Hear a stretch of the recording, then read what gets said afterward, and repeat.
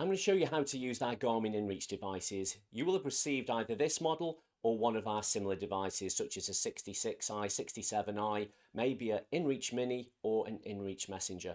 All of them operate a similar way. There's a small power button on the side. Squeeze and hold that button for a few seconds and release. The menu will take a few more seconds to appear. Then using the arrow keys and the OK button, browse into the menu, find the tracking menu, select OK and then choose Start Tracking. Once you do that, it will begin to send data points to the map, and it will do that once every 10 minutes, providing it's in a good location up on the top of your shoulder or somewhere on the top of your backpack. Try not to cover it with any material or put it down in a bag or face it upside down because it won't be able to transmit reliably. There are a few other buttons depending on which device you're using. Please refer to our manual to understand those.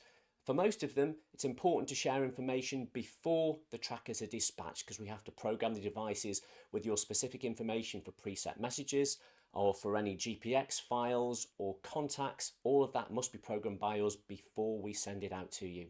The only thing to note that's very important on these devices is there is an SOS button covered at the side, usually by a flap, and in order to press that button, you have to open the flap, hold it down, and that will contact an international emergency rescue service based in the United States. So this is a genuine life-saving button, not simply to be used for calls for assistance. The preset messaging features on these are more suited for that. So do make sure that you educate those who are using it. This SOS button is for life-saving situations only.